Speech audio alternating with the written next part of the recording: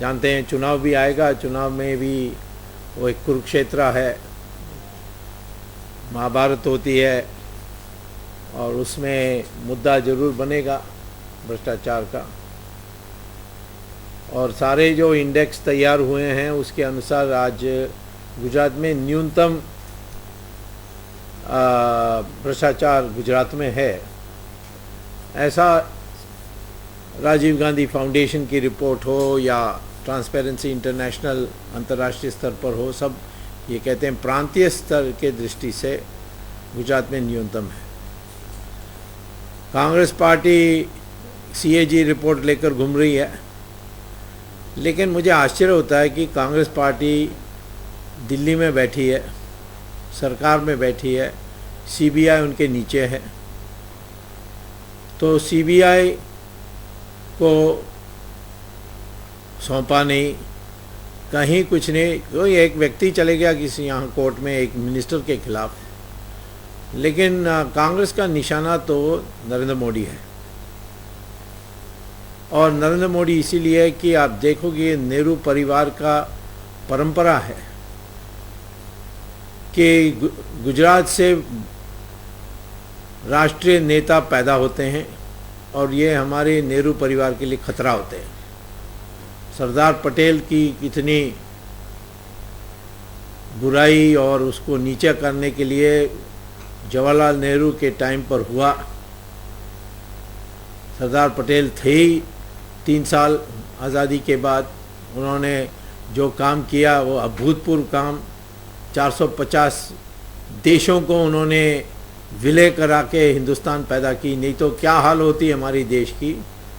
अंग्रेज़ों ने तो पूरा हिंदुस्तान छोड़कर नहीं गए, पहले तो उसका 2 टुकड़ा कर दिया, फिर सारे राजा महाराजों को मुक्त करा दिया कि तुम अब अलग देश के राजा हो। इनको बातचीत करके 600 में उन्होंने 450 कर दी, और भी करते जिंदा रहते। एक जो उन्होंने लगभग कर दी थी उसको जवाहरलाल नेहरू ने बिगाड़ी थी, वो कश्मीर। तो ये सरदार पटेल की उन्होंने जब तक जवाहरलाल नेहरू जिंदा थे और इंदिरा गांधी थी, उनका नाम कहीं आने नहीं देते थे, इधर उधर कहीं सरदार पटेल भवन ऐसा कुछ बना देते थे, परंतु जो उनका व्यक्तित्व उसको उन्होंने क्या नहीं, महात्मा गांधी के दिए हुए रास्ते से हट गए, सोवियत रूस के रास्ते पर चले गए। महात्मा गांधी को इम्प्रैक्टिकल, अव्यवहारिक ऐसे करके उनको नीचे किया। अब मोरारजी देसाई आए थे, उनका दुनिया भर की बुराई की, उनको 80 साल की उम्र में जेल में रखी, वो भी सॉलिटरी कन्फाइनमेंट में, क्योंकि मोरारजी देसाई प्रधानमंत्री बन सकते थे। अब नरेंद्र मोदी के बारे में यही चिढ़ है वास्तव में।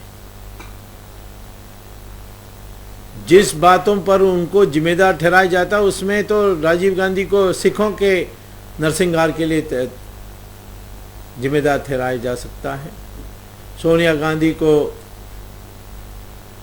ऑपरेशन ब्लू स्टार के लिए ठहराया जा सकता है क्योंकि उसमें अग्रसर थी वो। राजीव गांधी की हत्या करने वालों को मृत्युदंड नहीं, राजीव गांधी की हत्या करने वाले लोगों का मृत्युदंड पाने वाले 4 लिट्टे के लोगों को मिलना नहीं चाहिए फांसी, उनको अमरण अनशन पर, अमरण यानी एक आजीवन कारावास में रखना चाहिए। ये सोनिया गांधी की चिट्ठी थी राष्ट्रपति को, और आज तक उनका फांसी नहीं हुआ है। एक उसमें से महिला को बैकडोर से उन्होंने उसको आजीवन कारावास के लिए दंडित किया, परंतु उस महिला का बच्चे, लड़की जो पैदा हुई नाजायज़, उसको उन्होंने इंग्लैंड में मेडिकल कॉलेज में पढ़ाई की सारी ट्यूशन फ़ी सोनिया गांधी ने दी। जेल के अंदर इंदिरा गांधी ओपन यूनिवर्सिटी के कंप्यूटर कोर्स में पढ़ने के लिए सारा स्कॉलरशिप दिया। जब ये पास हुए एग्ज़ाम तो बधाई की चिट्ठी लिखी, ये सब रिकॉर्ड में है। कोई विधवा कर सकती है ऐसी, अपने पति को जिन लोगों ने मारा उनका ये इतना ख्याल कर सकती है? इसको करुणा कहते हैं? करुणा है तो फिर सतवंत सिंह को भी करुणा दिखाते, दूसरे लोगों को भी दिखाते। तो ये इनका ऐसे चरित्र की लोग हैं, इसीलिए इस गुजरात में आने वाली चुनाव में आज एक वास्तव में महाभारत है धर्म और अधर्म के बीच में। धर्म है जो एनडीए की बनी हुई गठबंधन है उसके साइड में धर्म है, और अधर्म है कांग्रेस, और कांग्रेस में नेहरू परिवार। अभी तक नरेंद्र मोदी के बारे बात करते आए हैं, परंतु अभी तक इसका जवाब नहीं है कि एसआईटी ने उनको क्लीन चिट कैसे दे दी। एसआईटी तो नरेंद्र मोदी ने नहीं बनाई। सीएजी रिपोर्ट पर ये चले जाते, जैसे मैं सुप्रीम कोर्ट में गया हूँ, हाई कोर्ट में जाकर रिट फाइल करके व्यापक करें। एक मंत्री के खिलाफ उन्होंने किया किसी ने।